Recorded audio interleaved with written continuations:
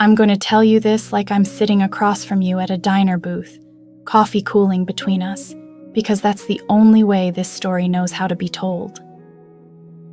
The kind of story that doesn't shout, doesn't beg for attention, just waits until you're quiet enough to hear it. The day my mother died, the world didn't stop, and that betrayal stayed with me longer than the grief itself. Cars still moved, traffic lights still changed, and somewhere someone was laughing, unaware that my entire life had just split down the middle. Her name was Ellen Parker, and she was the kind of woman who left handwritten notes in lunch bags, even when I was 26. She died in a Columbus hospital room that smelled like disinfectant and burnt coffee, holding my hand while I pretended not to be afraid. When they covered her with the sheet, I nodded like someone who understood what that meant, then went home and stared at the wall until morning. After the funeral, after the condolences and the casseroles stacked in my fridge, I realized I couldn't stay where every street carried her footsteps. So I packed my life into my aging Honda and drove east until the city fell apart into fields and quiet. That's how I ended up in Briar Glen, Ohio, a town small enough that even grief felt louder there. The house I rented sat on Maple Street, pale blue with a sagging porch and a wind chime that rang like it was nervous. Inside, the floors creaked, and the air smelled faintly of dust and old summers. At night, silence wrapped around me so tight I thought I might disappear into it. I told myself I wanted peace, but what I really wanted was escape. The first week passed in fragments, unpacking half a box, leaving the rest untouched, sleeping with the TV on so my thoughts wouldn't get ideas. I learned where the diner was, where the post office stood, where the train tracks cut the town in half. I learned that grief doesn't wait for private moments. It caught me in Miller's grocery, aisle 7, surrounded by sugar and flour and cereal boxes too bright for my mood. I reached for a box of cornbread mix, the same one my mom used every Sunday, and my chest collapsed inward. Suddenly, the store felt too loud, too close, and my breath came out broken. I slid down the shelf and sat on the floor, pressing my sleeve to my mouth to keep from sobbing out loud. That's when someone knelt near me, careful, like he didn't want to scare a wounded animal. "Hey," he said softly, "you're okay. Take your time." I looked up at him through tears and embarrassment and saw kindness without curiosity. He had dark hair, a worn brown jacket, and eyes that didn't demand explanations.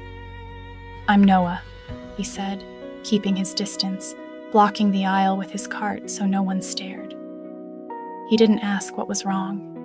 He didn't rush me. He stayed until my breathing slowed and my hands stopped shaking. When I finally stood, shaky but upright, he smiled like this was just part of being human. "Miller's bad lighting," he joked, like my breakdown was a shared secret, not a spectacle. Then he left, and I stood there holding cornbread mix like it had personally betrayed me. I told myself that was it, just a stranger being kind in a small town. But small towns remember. A few nights later, I sat on my porch wrapped in a blanket, winter creeping into my bones. Across the street, a porch light clicked on, and there he was again, holding a mug, nodding like we already knew each other. We started talking without crossing the street, our voices floating through the cold. He told me he fixed old houses, that quiet didn't scare him. I told him I liked the way night made everything honest. We talked until the train wailed in the distance and the stars shifted overhead. Night after night, it became routine. Some evenings I laughed, surprised by it. Some nights I cried, and he never tried to fix it. He just stayed. Grief has triggers, and mine hid in songs, smells, ordinary moments waiting to ambush me. One night, a car radio played my mom's favorite song, and my throat closed instantly. Noah noticed. He crossed the street, sat on the step below me, close but not touching. "You don't have to be strong here," he said. Something in my chest cracked open. Weeks passed, winter deepened, and the town began stitching me into itself. Then one morning, while unpacking the last box I'd avoided, I found an envelope taped inside a book. My name was written in my mother's handwriting. My knees hit the floor. I didn't open it yet. Some truths need time. Outside, the wind chime rang, and across the street, Noah's porch light flicked on. I remember sitting there on the kitchen floor after finding that letter, the envelope resting on my thigh like it still belonged to her. Like if I waited long enough, she'd call from the other room and tell me not to be so dramatic. The house was quiet in a way that felt earned, not empty, and for the first time since I moved to Briar Glen, I didn't rush to fill it with noise. I left the letter unopened that day, sliding it into the center of the table, letting it exist without demanding anything from me. Outside, the wind chime kept ringing, soft and irregular, like it was breathing. Across the street, Noah's porch light stayed on longer than usual, and I noticed how comforting that had become. Grief does strange things to time, stretches minutes into hours, and then steals entire weeks without asking. The next few days passed gently, almost cautiously, as if the town itself was giving me space. I went to the diner, drank bad coffee, nodded at familiar faces I still didn't know well enough to name. At night, Noah and I kept talking from our porches, our conversations drifting from weather to memories, to the quiet weight of things unsaid. One evening, he crossed the street and sat beside me without speaking, our shoulders almost touching, the cold air stitching us together. I didn't tell him about the letter yet. Some things feel sacred before they feel shareable. On the fourth morning, sunlight spilled across the kitchen floor, landing directly on the envelope like it was done waiting. I made coffee, sat down, and finally opened it, my fingers steady in a way they hadn't been in months. My mother's handwriting filled the page, looping and familiar, each word a small resurrection. She wrote about love, about how it doesn't always arrive loudly or on time. She told me grief wasn't something to defeat, but something to carry differently as I grew.